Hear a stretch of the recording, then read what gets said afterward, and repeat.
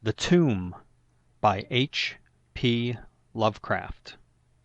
In relating the circumstances which have led to my confinement within this refuge for the demented, I am aware that my present position will create a natural doubt of the authenticity of my narrative. It is an unfortunate fact that the bulk of humanity is too limited in its mental vision to weigh with patience and intelligence those isolated phenomena, seen and felt only by a psychologically sensitive few, which lie outside its common experience. Men of broader intellect know that there is no sharp distinction betwixt the real and the unreal, that all things appear as they do only by virtue of the delicate individual physical and mental media through which we are made conscious of them. But the prosaic materialism of the majority condemns as madness the flashes of supersight which penetrate the common veil of obvious empiricism.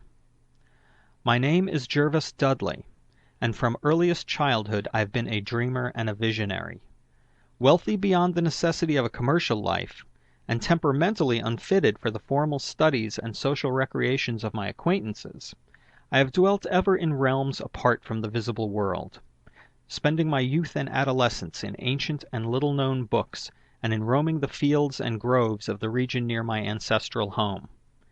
I do not think that what I read in those books or saw in those fields and groves was exactly what other boys read and saw there. But of this I must say little, since detailed speech would but confirm those cruel slanders upon my intellect which I sometimes overhear from the whispers of the stealthy attendants around me. It is sufficient for me to relate events without analyzing causes. I have said that I dwelt apart from the visible world, but I have not said that I dwelt alone. This no human creature may do, for lacking the fellowship of the living, he inevitably draws upon the companionship of things that are not, or are no longer living. Close by my home there lies a singular wooded hollow, in whose twilight deeps I spent much of my time, reading, thinking, and dreaming. Down its moss-covered slopes my first steps of infancy were taken, and around its grotesquely gnarled oak trees my first fancies of boyhood were woven. Well did I come to know the presiding dryads of those trees, and often have I watched their wild dances in the struggling beams of waning moon. But of these things I must not now speak. I will tell only of the lone tomb in the darkest of the hillside thickets, the deserted tomb of the Hydes, an old and exalted family whose last direct descendant had been laid within its black recesses many decades before my birth. The vault to which I refer is an ancient granite, weathered and discolored by the mists and dampness of generations. Excavated back into the hillside, the structure is visible only at the entrance. The door, a ponderous and forbidding slab of stone, hangs upon rusted iron hinges, and is fastened ajar in a queerly sinister way by means of heavy iron chains and padlocks, according to a gruesome fashion of half a century ago. The abode of the race whose scions are inured had once crowned the declivity which holds the tomb, but had long since fallen victim to the flames which sprang up from a disastrous stroke of lightning. Of the midnight storm which destroyed this gloomy mansion, the older inhabitants of the region sometimes speak in hushed and uneasy voices, alluding to what they call divine wrath, in a manner that in later years vaguely increased the always strong fascination which I felt for the forest-darkened sepulchre. One man only had perished in the fire. When the last of the Hydes was buried in this place of shade and stillness, the sad urnful of ashes had come from a distant land, to which the family had repaired when the mansion burned down. No one remains to lay flowers before the granite portal, and few care to brave the depressing shadows which seem to linger strangely about the water-worn stones. I shall never forget the afternoon when I first stumbled upon the half-hidden house of the dead. It was in midsummer, when the alchemy of nature transmutes the sylvan landscape to one vivid and almost homogeneous mass of green, when the senses are well-nigh intoxicated with the surging seas of moist verdure and the subtly indefinable odors of the soil and the vegetation. In such surroundings the mind loses its perspective. Time and space become trivial and unreal, and echoes of a forgotten prehistoric past beat insistently upon the enthralled consciousness. All day I had been wandering through the mystic groves of the Hollow, thinking thoughts I need not discuss, and conversing with things I need not name. In years a child of 10, I had seen and heard many wonders unknown to the throng, and was oddly aged in certain respects. When, upon forcing my way between two savage clumps of briars, I suddenly encountered the entrance of the vault, I had no knowledge of what I had discovered. The dark blocks of granite, the door so curiously ajar, and the funereal carvings above the arch aroused in me no associations of mournful or terrible character. Of graves and tombs I knew and imagined much, but had on account of my peculiar temperament been kept from all personal contact with churchyards and cemeteries. The strange stone house on the woodland slope was to me only a source of interest and speculation, and its cold damp interior, into which I vainly peered through the aperture so tantalizingly left, contained for me no hint of death or decay. But in that instant of curiosity was born the madly unreasoning desire which has brought me to this hell of confinement. Spurred on by a voice which must have come from the hideous soul of the forest, I resolved to enter the beckoning gloom in spite of the ponderous chains which barred my passage. In the waning light of day I alternately rattled the rusty impediments with a view to throwing wide the stone door, and essayed to squeeze my slight form through the space already provided. But neither plan met with success. At first curious, I was not frantic, and when in the thickening twilight I returned to my home, I had sworn to the 100 gods of the grove that at any cost I would some day force an entrance to the black chilly depths that seemed calling out to me. The physician with the iron-gray beard who comes each day to my room once told a visitor that this decision marked the beginnings of a pitiful monomania. But I will leave final judgment to my readers, when they shall have learnt all. The months following my discovery were spent in futile attempts to force the complicated padlock of the slightly opened vault, and in carefully guarded inquiries regarding the nature and history of the structure. With the traditionally receptive ears of the small boy, I learned much, though an habitual secretiveness caused me to tell no one of my information or my resolve. It is perhaps worth mentioning that I was not at all surprised or terrified on learning of the nature of the vault. My rather original ideas regarding life and death had caused me to associate the cold clay with the breathing body in a vague fashion, and I felt that the great sinister family of the burned-down mansion was in some way represented within the stone space I sought to explore. Mumbled tales of the weird rites and godless revels of bygone years in the ancient hall gave to me a new and potent interest in the tomb, before whose door I would sit for hours at a time each day.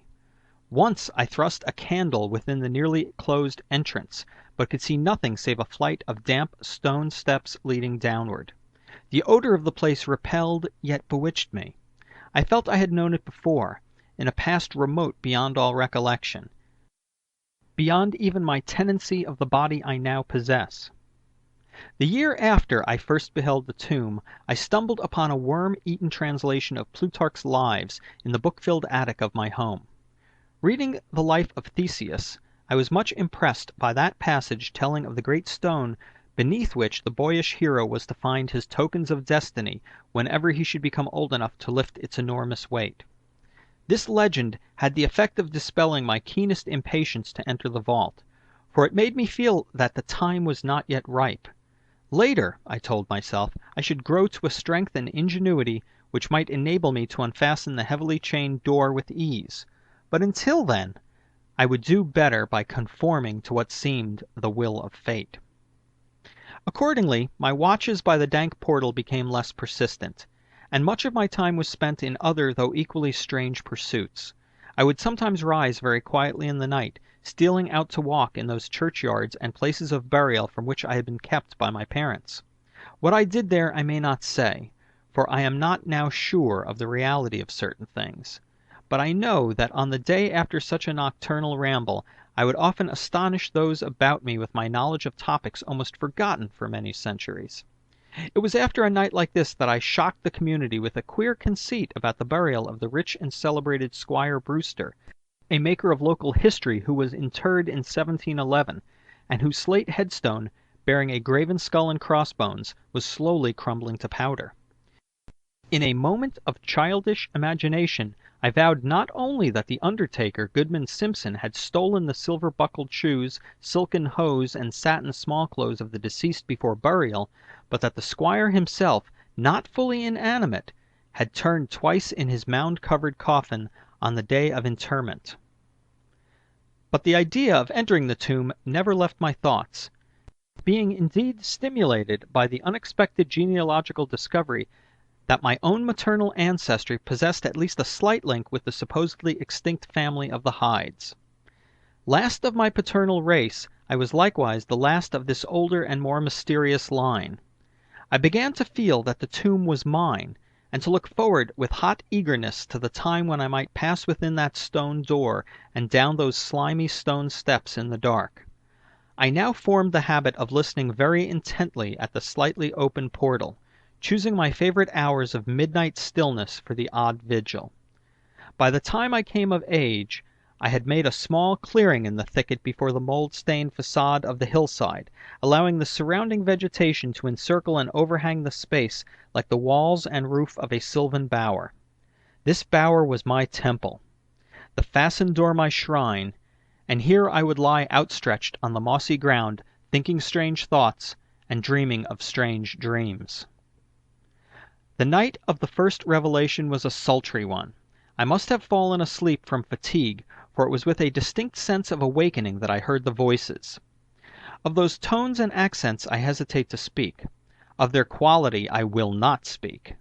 But I may say that they presented certain uncanny differences in vocabulary, pronunciation, and mode of utterance. Every shade of New England dialect, from the uncouth syllables of the Puritan colonists to the precise rhetoric of 50 years ago, seemed represented in that shadowy colloquy, though it was only later that I noticed the fact.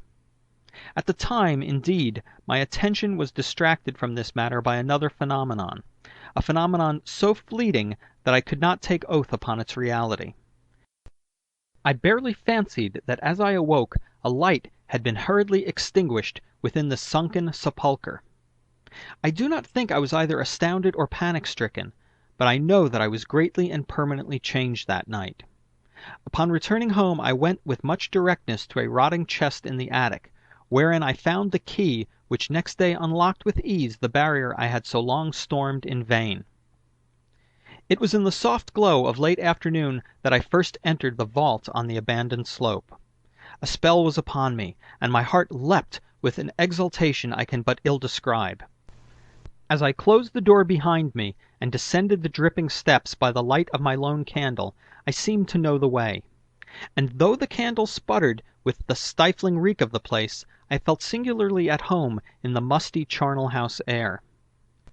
Looking about me, I beheld many marble slabs bearing coffins, or the remains of coffins. Some of these were sealed and intact, but others had nearly vanished, leaving the silver handles and plates isolated amidst certain curious heaps of whitish dust. Upon one plate I read the name of Sir Geoffrey Hyde, who had come from Sussex in 1640 and died here a few years later. In a conspicuous alcove was one fairly well preserved and untenanted casket, adorned with a single name which brought to me both a smile and a shudder. An odd impulse caused me to climb upon the broad slab, extinguish my candle, and lie down within the vacant box. In the grey light of dawn I staggered from the vault and locked the chain of the door behind me. I was no longer a young man, though but 21 winters had chilled my bodily frame. Early rising villagers who observed my homeward progress looked at me strangely, and marveled at the signs of ribald revelry which they saw in one whose life was known to be sober and solitary. I did not appear before my parents till after a long and refreshing sleep. Henceforward I haunted the tomb each night, seeing, hearing, and doing things I must never reveal. My speech, always susceptible to environmental influences, was the first thing to succumb to the change, and my suddenly acquired archaism of diction was soon remarked upon. Later, a queer boldness and recklessness came into my demeanor, till I unconsciously grew to possess the bearing of a man of the world despite my lifelong seclusion. My formerly silent tongue waxed voluble with the easy grace of a Chesterfield, or the godless cynicism of a Rochester.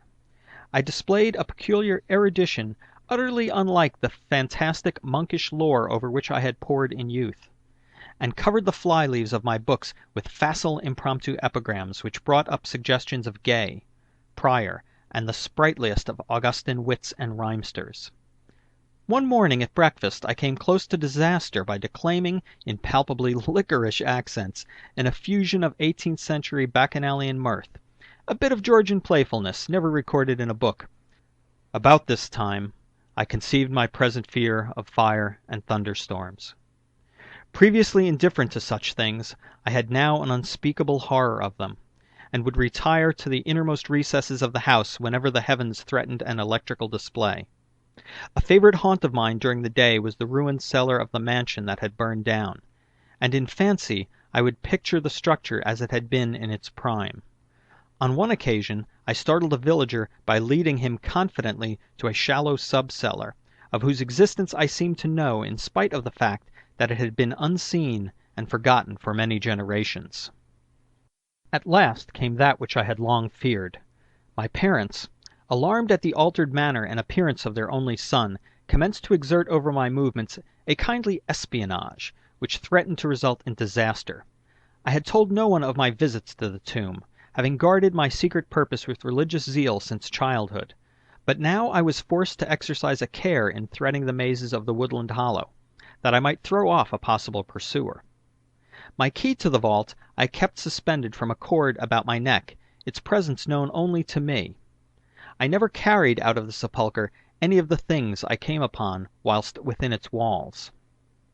One morning, as I emerged from the damp tomb and fastened the chain of the portal with none too steady hand, I beheld in an adjacent thicket the dreaded face of a watcher. Surely the end was near, for my bower was discovered, and the objective of my nocturnal journeys revealed. The man did not accost me, so I hastened home in an effort to overhear what he might report to my careworn father. Were my sojourns beyond the chained door about to be proclaimed to the world? Imagine my delighted astonishment on hearing the spy inform my parent in cautious whisper that I had spent the night in the bower outside the tomb, my sleep-filmed eyes fixed upon the crevice where the padlocked portal stood ajar. By what miracle had the watcher been thus deluded? I was now convinced that a supernatural agency protected me. Made bold by this heaven-sent circumstance, I began to resume perfect openness in going to the vault, confident that no one could witness my entrance. For a week I tasted to the full the joys of that charnel conviviality which I must not describe, when the thing happened, and I was borne away to this accursed abode of sorrow and monotony. I should not have ventured out that night, for the taint of thunder was in the clouds, and hellish phosphorescence rose from the rank swamp at the bottom of the hollow. The call of the dead, too, was different. Instead of the hillside tomb, it was the charred cellar on the crest of the slope whose presiding daemon beckoned to me with unseen fingers. As I emerged from an intervening grove upon the plain before the ruin, I beheld in the misty moonlight a thing I had always vaguely expected. The mansion, gone for a century, once more reared its stately height to the raptured vision, every window ablaze with the splendor of many candles. Up the long drive rolled the coaches of the Boston gentry, whilst on foot came a numerous assemblage of powdered exquisites from the neighboring mansions. With this throng I mingled, though I knew I belonged with the hosts rather than the guests. Inside the hall were music, laughter, and wine on every hand. Several faces I recognized, though I should have known them better had they been shriveled or eaten away by death and decomposition. Amid a wild and reckless throng I was the wildest and most abandoned. Gay blasphemy poured in torrents from my lips, and in my shocking sallies I heeded no law of God, man, or nature. Suddenly a peal of thunder, resonant even above the din of the swinish revelry, clave the very roof, and laid a hush of fear upon the boisterous company. Red tongues of flame and searing gusts of heat engulfed the house, and the roisterers, struck with terror at the descent of a calamity which seemed to transcend the bounds of unguided nature, fled shrieking into the night. I alone remained, riveted to my seat by a groveling fear which I had never felt before. And then a second horror took possession of my soul. Burnt alive to ashes, my body dispersed by the four winds, I might never lie in the tomb of the Hydes! Was not my coffin prepared for me? Had I not a right to rest till eternity among the descendants of Sir Geoffrey Hyde? Aye, I would claim my heritage of death, even though my soul go seeking through the ages for another corporeal tenement to represent it on that vacant slab in the alcove of the vault. Jervis Hyde should never share the sad fate of Palinurus. As the phantom of the burning house faded, I found myself screaming and struggling madly in the arms of two men, one of whom was the spy who had followed me to the tomb. Rain was pouring down in torrents, and upon the southern horizon were flashes of the lightning that had so lately passed over our heads. My father, his face lined with sorrow, stood by as I shouted my demands to be laid within the tomb, frequently admonishing my captors to treat me as gently as they could. A blackened circle on the floor of the ruined cellar told of a violent stroke from the heavens, and from this spot a group of curious villagers with lanterns were prying a small box of antique workmanship which the thunderbolt had brought to light. Ceasing my futile and now objectless writhing, I watched the spectators as they viewed the treasure trove, and was permitted to share in their discoveries. The box, whose fastenings were broken by the stroke which had unearthed it, contained many papers and objects of value, but I had eyes for one thing alone. It was the porcelain miniature of a young man in a smartly curled bag wig, and bore the initials J.H. The face was such that as I gazed, I might well have been studying my mirror. On the following day I was brought to this room with the barred windows, but I have been kept informed of certain things through an aged and simple-minded servitor, for whom I bore a fondness in infancy, and who, like me, loves the churchyard. What I have dared relate of my experiences within the vault has brought me only pitying smiles. My father, who visits me frequently, declares that at no time did I pass the chained portal, and swears that the rusted padlock had not been touched for 50 years when he examined it. He even says that all the village knew of my journeys to the tomb, and that I was often watched as I slept in the bower outside the grim facade, my half-open eyes fixed on the crevice that leads to the interior. Against these assertions I have no tangible proof to offer, since my key to the padlock was lost in the struggle on that night of horrors. The strange things of the past which I learned during those nocturnal meetings with the dead he dismisses as the fruits of my lifelong and omnivorous browsing amongst the ancient volumes of the family library. Had it not been for my old servant Hiram, I should have by this time been quite convinced of my madness. But Hiram, loyal to the last, has held faith in me, and has done that which impels me to make public at least a part of my story. A week ago he burst open the lock which chains the door of the tomb perpetually ajar, and descended with a lantern into the murky depths. On a slab in an alcove he found an old but empty coffin whose tarnished plate bears the single word, Jervis. In that coffin, and in that vault, they have promised me I shall be buried. The Temple. Manuscript found on the coast of Yucatan.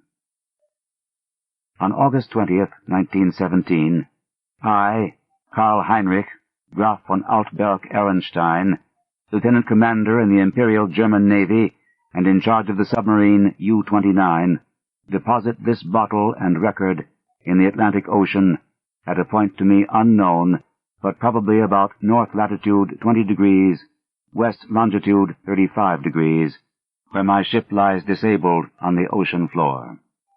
I do so because of my desire to set certain unusual facts before the public, a thing I shall not in all probability survive to accomplish in person, since the circumstances surrounding me are as menacing as they are extraordinary, and involve not only the hopeless crippling of the U-29, but the impairment of my iron German will in a manner most disastrous. On the afternoon of June 18th, as reported by wireless to the U-61 bound for Kiel, we torpedoed the British freighter Victory, New York to Liverpool, in north latitude 45 degrees 16 minutes, west longitude 28 degrees 34 minutes. permitting the crew to leave in boats in order to obtain a good cinema view for the Admiralty records. The ship sank quite picturesquely, bow first, the stern rising high out of the water, whilst the hull shot down perpendicularly to the bottom of the sea. Our camera missed nothing, and I regret that so fine a reel of film should never reach Berlin. After that, we sank the lifeboats with our guns and submerged. When we rose to the surface about sunset, a seaman's body was found on the deck, hands gripping the railing in curious fashion. The poor fellow was young, rather dark, and very handsome, probably an Italian or Greek, and undoubtedly of the Victory's crew. He had evidently sought refuge on the very ship which had been forced to destroy his own, one more victim of the unjust war of aggression which the English pig-dogs are waging upon the fatherland. Our men searched him for souvenirs, and found in his coat pocket a very odd bit of ivory carved to represent a youth's head crowned with laurel. My fellow officer, Lieutenant Klenze, believed that the thing was of great age and artistic value, so took it from the men for himself. How it had ever come into the possession of a common sailor, neither he nor I could imagine. As the dead man was thrown overboard, there occurred 2 incidents which created much disturbance amongst the crew. The fellow's eyes had been closed, but in the dragging of his body to the rail, they were jarred open, and many seemed to entertain a queer delusion that they gazed steadily and mockingly at Schmidt and Zimmer, who were bent over the corpse. The boatswain Müller, an elderly man who would have known better had he not been a superstitious Alsatian swine, became so excited by this impression that he watched the body in the water and swore that after it sank a little, it drew its limbs into a swimming position and sped away to the south under the waves. Klenze and I did not like these displays of peasant ignorance, and severely reprimanded the men, particularly Müller. The next day, a very troublesome situation was created by the indisposition of some of the crew. They were evidently suffering from the nervous strain of our long voyage, and had had bad dreams. Several seemed quite dazed and stupid, and after satisfying myself that they were not feigning their weakness, I excused them from their duties. The sea was rather rough, so we descended to a depth where the waves were less troublesome. Here we were comparatively calm, despite a somewhat puzzling southward current which we could not identify from our oceanographic charts. The moans of the sick men were decidedly annoying, but since they did not appear to demoralize the rest of the crew, we did not resort to extreme measures. It was our plan to remain where we were and intercept the liner Dacia, mentioned in information from agents in New York. In the early evening, we rose to the surface and found the sea less heavy. The smoke of a battleship was on the northern horizon, but our distance and ability to submerge made us safe. What worried us more was the talk of Boatswain Müller, which grew wilder as night came on. He was in a detestably childish state, and babbled of some illusion of dead bodies drifting past the undersea portholes, bodies which looked at him intensely, and which he recognized, in spite of bloating, as having seen dying during some of our victorious German exploits. And he said that the young man we had found and tossed overboard was their leader. This was very gruesome and abnormal, so we confined Müller in irons and had him soundly whipped. The men were not pleased at his punishment, but discipline was necessary. We also denied the request of a delegation headed by Seaman Zimmer that the curious carved ivory head be cast into the sea.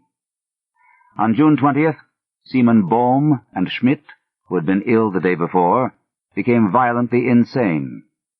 I regretted that no physician was included in our complement of officers, since German lives are precious, but the constant ravings of the two concerning a terrible curse were most subversive of discipline, so drastic steps were taken. The crew accepted the event in a sullen fashion, but it seemed to quiet Müller, who thereafter gave us no trouble. In the evening we released him, and he went about his duties silently. In the week that followed, we were all very nervous, watching for the Dacia. The tension was aggravated by the disappearance of Müller and Zimmer, who undoubtedly committed suicide as a result of the fears which had seemed to harass them, though they were not observed in the act of jumping overboard. I was rather glad to be rid of Müller, for even his silence had unfavorably affected the crew. Everyone seemed inclined to be silent now, as though holding a secret fear. Many were ill, but none made a disturbance. Lieutenant Klenze chafed under the strain and was annoyed by the merest trifles, such as the school of dolphins which gathered about the U-29 in increasing numbers, and the growing intensity of that southward current which was not on our chart.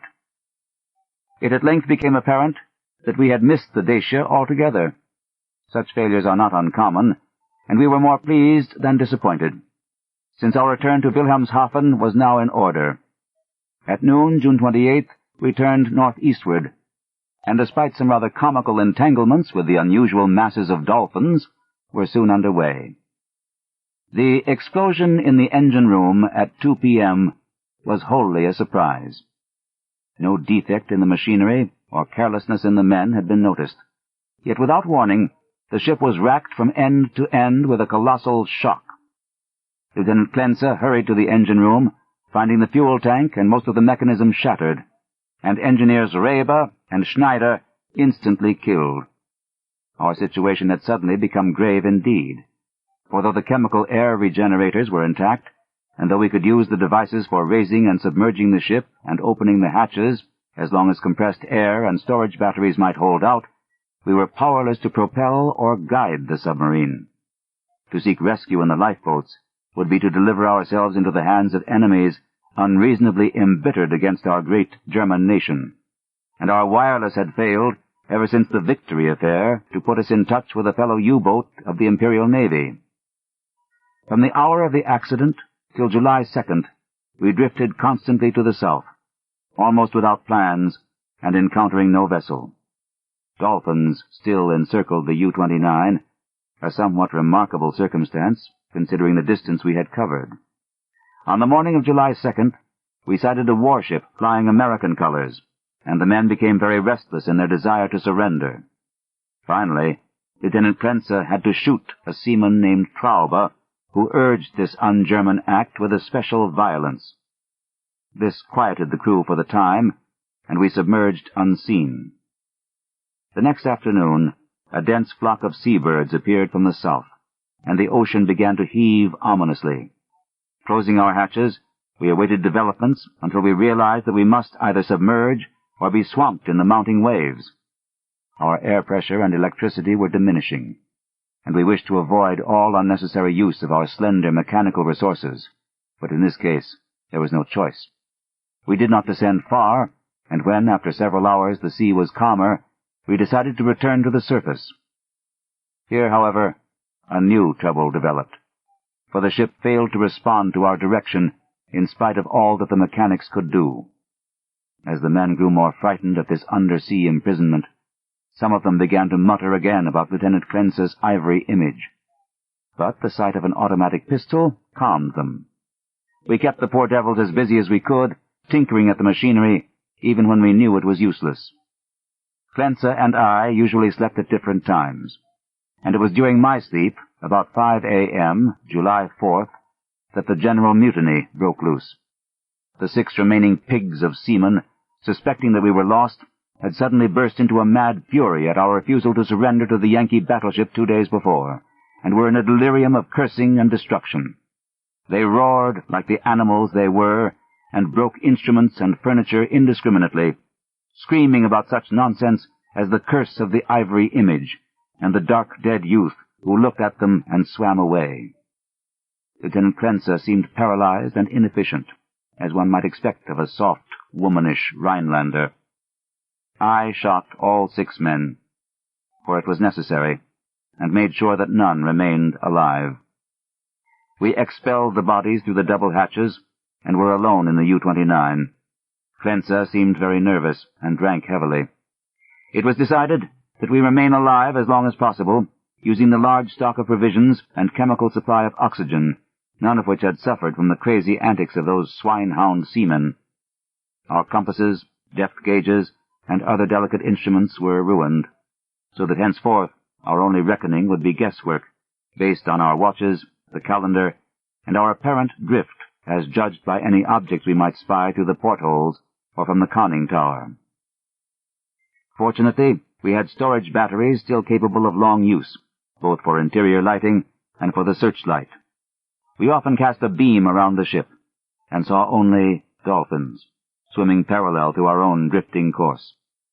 I was scientifically interested in those dolphins, for though the ordinary Delphinus delphis is a cetacean mammal, unable to subsist without air, I watched one of the swimmers closely for 2 hours, and did not see him alter his submerged condition.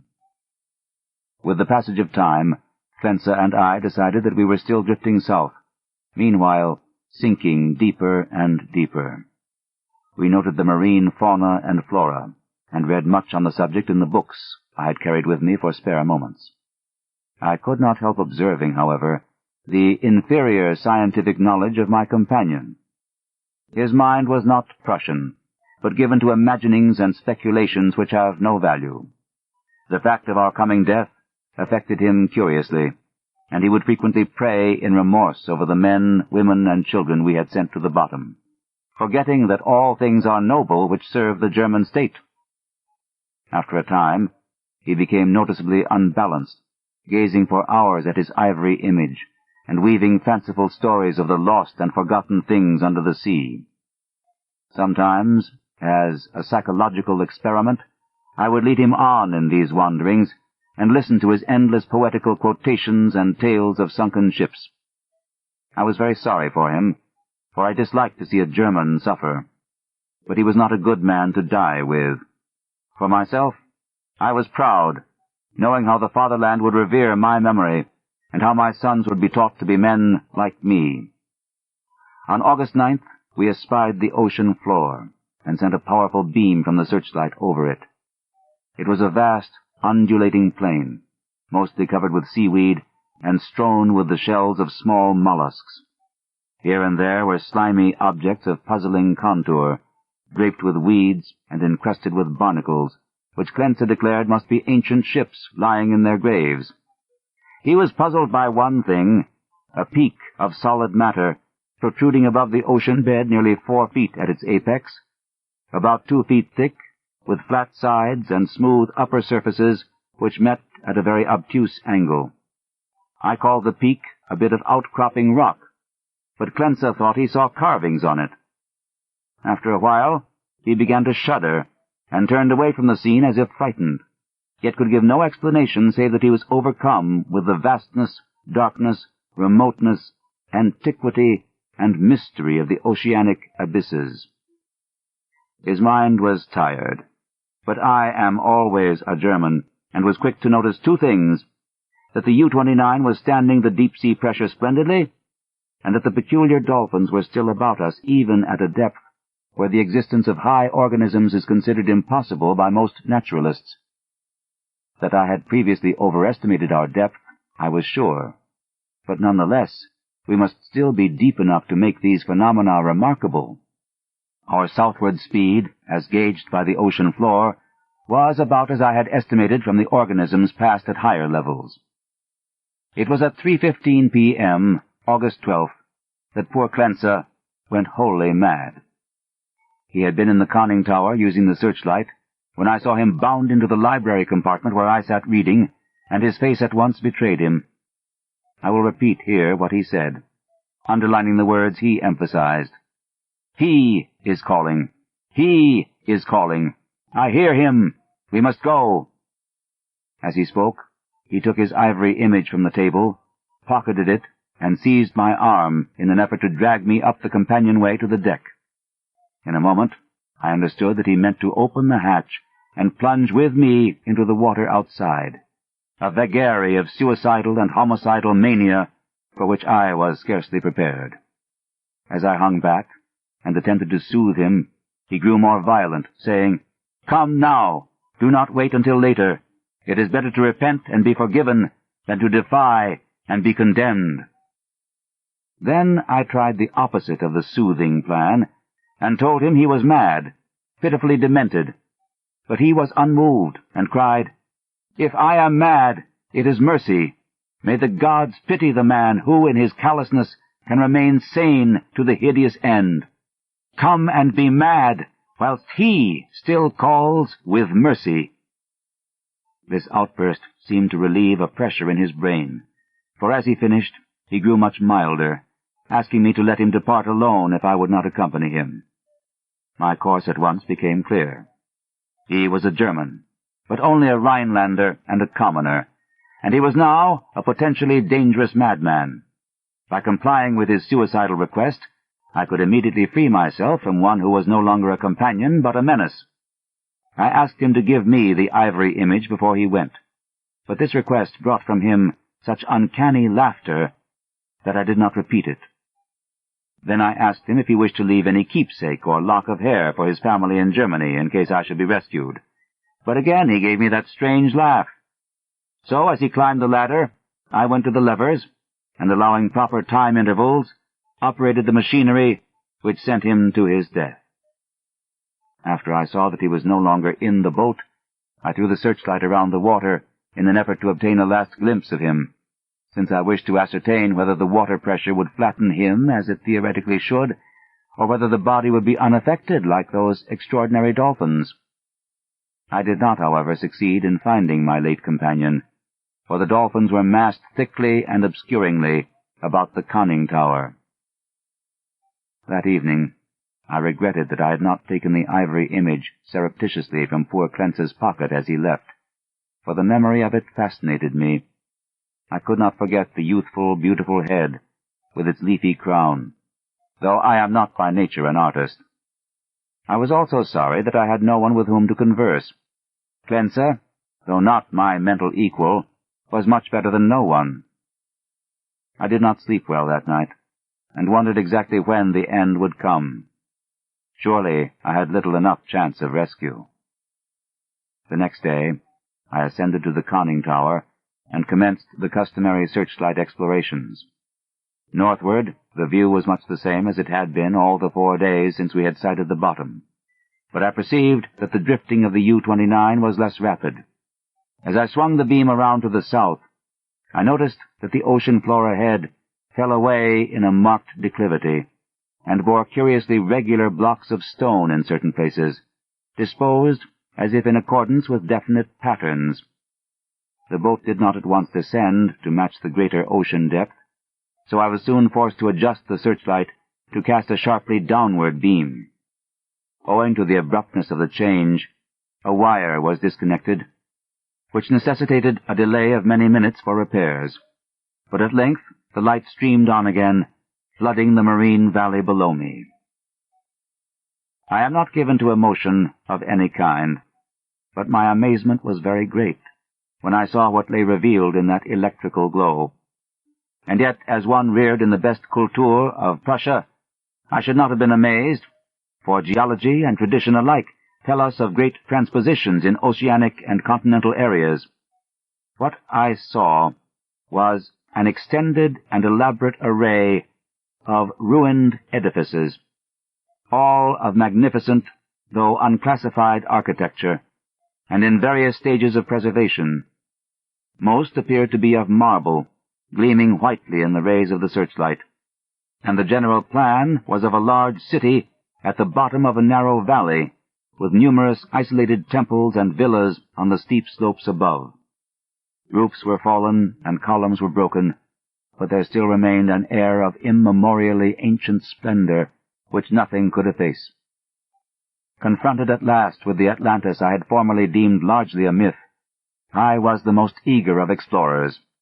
At the bottom of that valley a river once had flowed, for as I examined the scene more closely, I beheld the remains of stone and marble bridges and sea walls, and terraces and embankments once verdant and beautiful.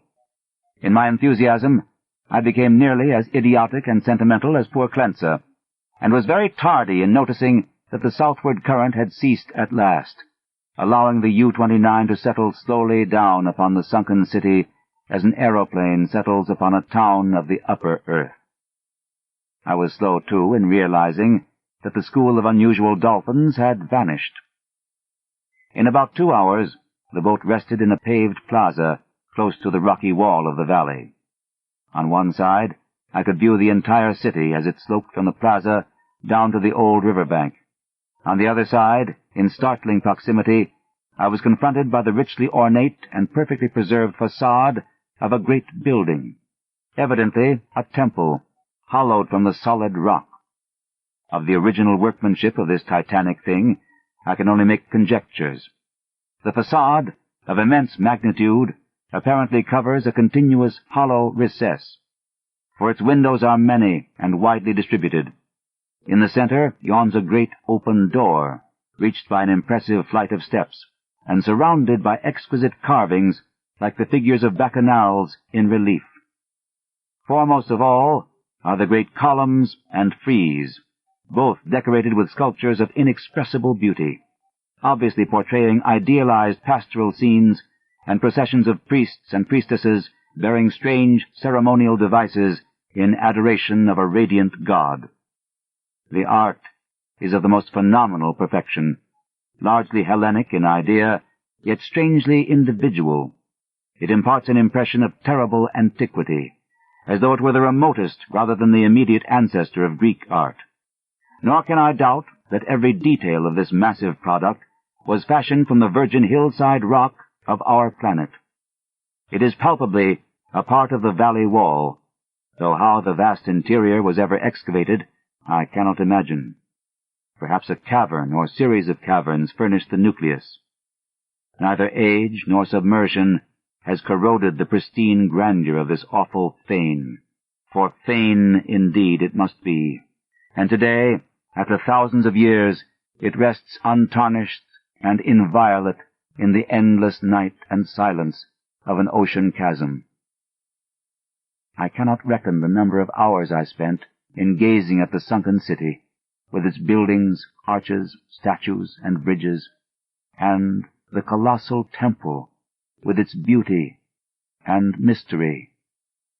Though I knew that death was near, my curiosity was consuming, and I threw the searchlight's beam about in eager quest. The shaft of light permitted me to learn many details, but refused to show anything within the gaping door of the rock-hewn temple, and after a time I turned off the current, conscious of the need of conserving power.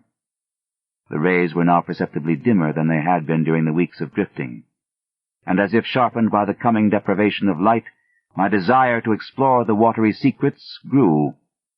I, a German, should be the first to tread these eon-forgotten ways. I produced and examined a deep-sea diving suit of joined metal, and experimented with the portable light and air regenerator. Though I should have trouble in managing the double hatches alone, I believed I could overcome all obstacles with my scientific skill, and actually walk about the dead city in person. On August 16th, I effected an exit from the U-29 and laboriously made my way through the ruined and mud-choked streets to the ancient river.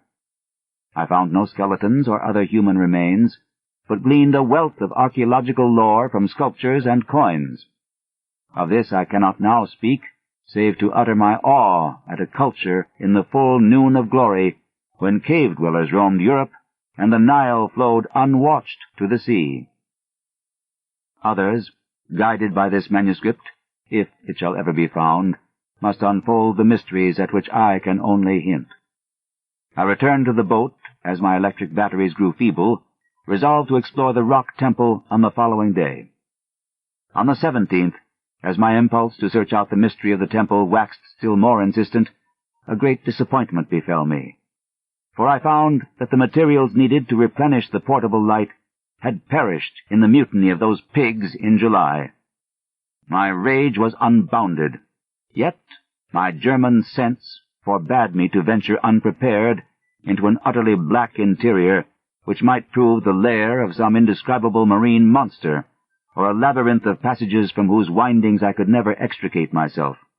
All I could do was to turn on the waning searchlight of the U-29, and with its aid walk up the temple steps and study the exterior carvings.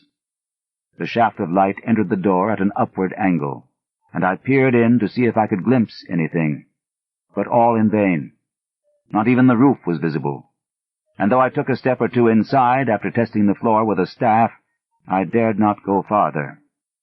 Moreover, for the first time in my life, I experienced the emotion of dread. I began to realize how some of poor Klentz's moods had arisen, for as the temple drew me more and more, I feared its aqueous abysses with a blind and mounting terror. Returning to the submarine, I turned off the lights and sat thinking in the dark.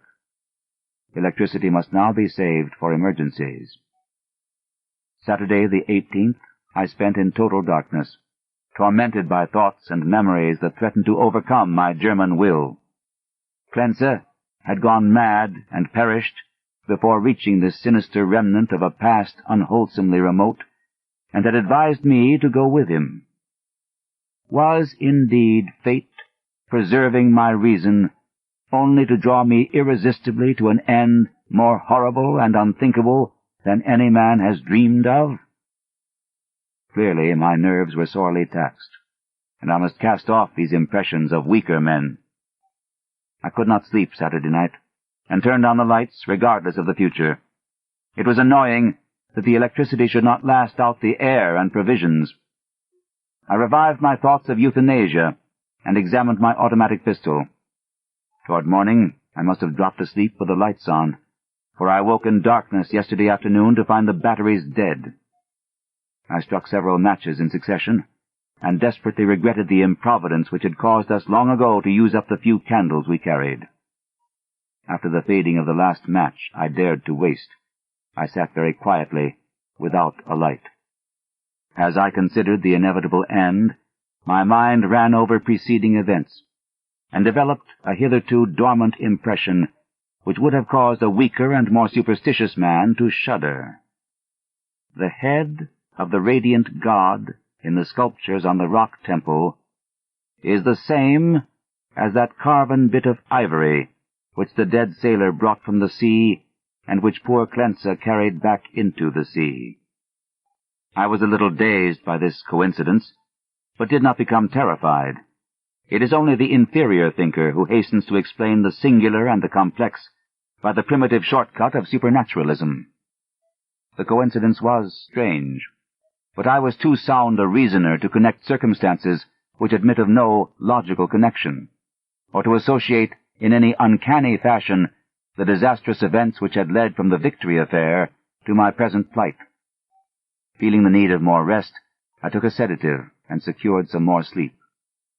My nervous condition was reflected in my dreams, for I seemed to hear the cries of drowning persons, and to see dead faces pressing against the portholes of the boat. And among the dead faces was the living, mocking face of the youth with the ivory image. I must be careful how I record my awaking today, for I am unstrung, and much hallucination is necessarily mixed with fact. Psychologically, my case is most interesting, and I regret that it cannot be observed scientifically by a competent German authority. Upon opening my eyes, my first sensation was an overmastering desire to visit the rock temple, a desire which grew every instant, yet which I automatically sought to resist through some emotion of fear which operated in the reverse direction. Next, there came to me the impression of light amidst the darkness of dead batteries, and I seemed to see a sort of phosphorescent glow in the water through the porthole which opened toward the temple. This aroused my curiosity, for I knew of no deep-sea organism capable of emitting such luminosity. But before I could investigate, there came a third impression, which, because of its irrationality, caused me to doubt the objectivity of anything my senses might record. It was an aural delusion, a sensation of rhythmic, melodic sound, as of some wild yet beautiful chant or choral hymn, coming from the outside through the absolutely soundproof hull of the U-29. Convinced of my psychological and nervous abnormality, I lighted some matches and poured a stiff dose of sodium bromide solution, which seemed to calm me to the extent of dispelling the illusion of sound. But the phosphorescence remained, and I had difficulty in repressing a childish impulse to go to the porthole and seek its source. It was horribly realistic, and I could soon distinguish by its aid the familiar objects around me, as well as the empty sodium bromide glass of which I had had no former visual impression in its present location. This last circumstance made me ponder, and I crossed the room and touched the glass. It was indeed in the place where I had seemed to see it. Now I knew that the light was either real or part of an hallucination so fixed and consistent that I could not hope to dispel it. So, abandoning all resistance, I ascended to the conning tower to look for the luminous agency. Might it not actually be another U-boat, offering possibilities of rescue? It is well that the reader accept nothing which follows as objective truth, for since the events transcend natural law, they are necessarily the subjective and unreal creations of my overtaxed mind. When I attained the conning tower, I found the sea, in general, far less luminous than I had expected. There was no animal or vegetable phosphorescence about, and the city that sloped down to the river was invisible in blackness. What I did see was not spectacular, not grotesque or terrifying, yet it removed my last vestige of trust in my consciousness. For the door and windows of the undersea temple hewn from the rocky hill were vividly aglow with a flickering radiance, as from a mighty altar flame far within. Later incidents are chaotic. As I stared at the uncannily lighted door and windows, I became subject to the most extravagant visions so extravagant that I cannot even relate them.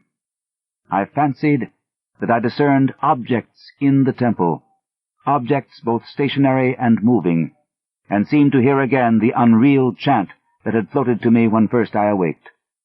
And over all rose thoughts and fears which centered in the youth from the sea and the ivory image whose carving was duplicated on the frieze and columns of the temple before me. I thought of poor Clensa, and wondered where his body rested with the image he had carried back into the sea. He had warned me of something, and I had not heeded. But he was a soft-headed Rhinelander who went mad at troubles a Prussian could bear with ease. The rest is very simple. My impulse to visit and enter the temple has now become an inexplicable and imperious command, which ultimately cannot be denied. My own German will no longer controls my acts, and volition is henceforward possible only in minor matters. Such madness it was which drove Clensa to his death, bareheaded and unprotected in the ocean. But I am a Prussian, and man of sense, and will use to the last what little will I have. When first I saw that I must go, I prepared my diving suit, helmet, and air regenerator for instant donning, and immediately commenced to write this hurried chronicle in the hope that it may some day reach the world. I shall seal the manuscript in a bottle and entrust it to the sea as I leave the U-29 forever. I have no fear, not even from the prophecies of the madman Clensa. What I have seen cannot be true, and I know that this madness of my own will at most lead only to suffocation when my air is gone. The light in the temple is a sheer delusion, and I shall die calmly, like a German, in the black and forgotten depths.